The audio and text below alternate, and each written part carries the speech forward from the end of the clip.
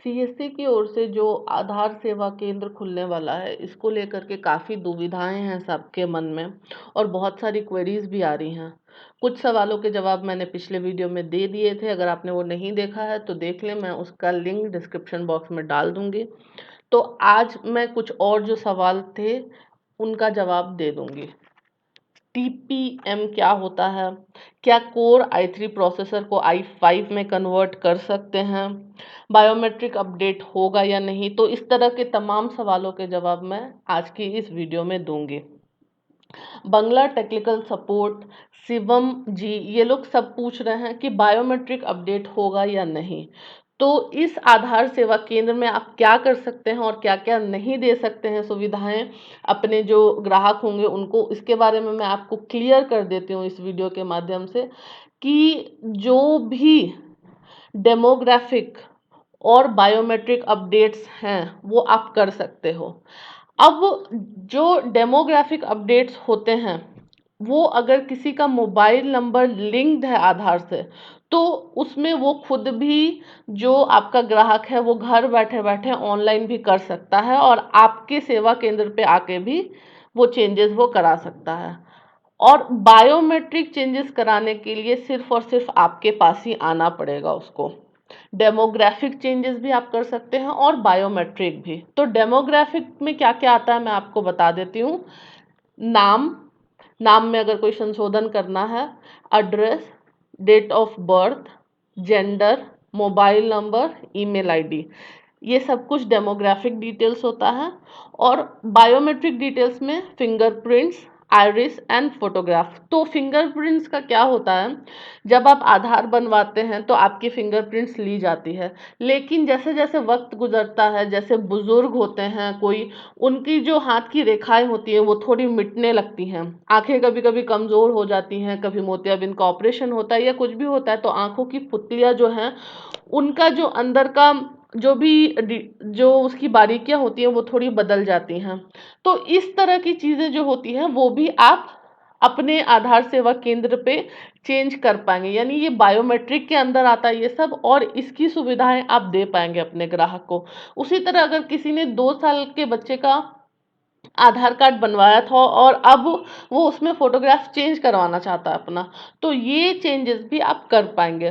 तो मैंने क्लियर कर दिया यहाँ पे कि डेमोग्राफिक और बायोमेट्रिक ये दोनों डिटेल्स जो हैं वो आप चेंजेस कर पाएंगे, लेकिन आप नया आधार कार्ड ग्राहक को नहीं बना करके दे सकते हैं। उसके बाद मोहम्मद अफरोज जी पूछते हैं कि क्या एक वेरीफायर 2 सुपरवाइजर के लिए रखा जा सकता है या नहीं। तो वेरीफायर क्या होता है ये मैंने क्लियरली आपको बता दिया था कि वेरीफायर क्या होता है, और ऐसा कोई भी प्रोविजन नहीं है कि एक वेरीफायर सिर्फ एक सुपरवाइजर के लिए ही काम करेगा। प्रोविजन ये होता है कि वेरीफायर कोई थर्ड पार्टी होना चाहिए या फिर वो गवर्नमेंट ऑफिशियल होना चाहिए, ग्रुप सी या फिर क्लास 3 एम्प्लॉय होना चाहिए। तो इसके क्या कंडीशंस होते हैं वेरीफायर के वो मैंने क्लियरली आपको बता दिया था, और यहाँ पे भी आपकी स्क्रीन पे ये डिटेल मेंशन है तो आप देख सकते हैं कि वेरीफायर क्या होता है। लेकिन ऐसा कुछ भी नहीं है कि 2 सुपरवाइजर के लिए आप एक वेरीफायर नहीं रख सकते हैं, बिल्कुल रख सकते हैं, इससे किसी को भी कोई आपत्ति नहीं होगी। उसके बाद अक्षय जी पूछते हैं कि किसी और की सीएससी आईडी पर मेरा आधार सर्टिफिकेट लगा के काम करा सकते हैं क्या। यहाँ पे एक बात समझ लीजिए कि जो वीएलई हैं वो जो अपना आईडी अप्रूव कराते हैं वो सीएससी के थ्रू कराते हैं। उसके बाद जो आपकी सुपरवाइजर या ऑपरेटर की आधार की जो आईडी बनती है वो सीएससी अप्रूव नहीं करता है। तो जिसकी भी सीएससी की आईडी है जो वीएलई है वो अपने अंदर किसी को भी सुपरवाइजर या फिर ऑपरेटर रख सकता है, इससे किसी को भी कोई आपत्ति नहीं होगी और आप ये काम बिल्कुल कर सकते हैं। इसको लेकर के कहीं पे भी कोई भी ऐसा ऑब्लिगेशन मेंशन नहीं किया गया है। इसके बाद टीपीएम क्या होता है, मनदीप जी पूछते हैं कि टीपीएम क्या है, और शिवम घोष जी भी पूछते हैं टीपीएम के बारे में, और डेस्कटॉप में इसको लगाया जा सकता है या नहीं। तो टीपीएम बेसिकली एक चिप होता है, एक हार्डवेयर होता है। जो भी सिस्टम काम करता है वो हार्डवेयर और सॉफ्टवेयर दोनों की मदद से काम होता है। तो टीपीएम एक तरह का हार्डवेयर है जिसको डेस्कटॉप या फिर लैपटॉप, दोनों में ही यूज़ किया जा सकता है। इसका यूज़ क्या होता है, तो ये सिक्योरिटी के लिए यूज़ होता है। सिक्योरिटी कैसे, जैसे कोई भी लैपटॉप या डेस्कटॉप है तो उसमें ये एक तरह का ट्रस्टेड प्लेटफॉर्म मॉड्यूल होता है, यही फुल फॉर्म है टीपीएम का। और इससे जो डेटा होता है उसको सेव किया जाता है, पासवर्ड, सर्टिफिकेट्स, इंक्रिप्शन की। क्योंकि आपको पता है आधार का जो काम है, आधार का डेटा कभी भी लीक नहीं होना चाहिए, ये बहुत ही कॉन्फिडेंशियल डेटा होता है। तो इसीलिए टीपीएम का यूज़ किया जाता है और टीपीएम 2.0 हमको यहाँ पे यूज़ करना है। तो क्या डेस्कटॉप में ये यूज़ कर सकते हैं, तो ये मदरबोर्ड की कैपेबिलिटी पे डिपेंड करेगा कि क्या आप इसको यूज़ कर सकते हैं या नहीं।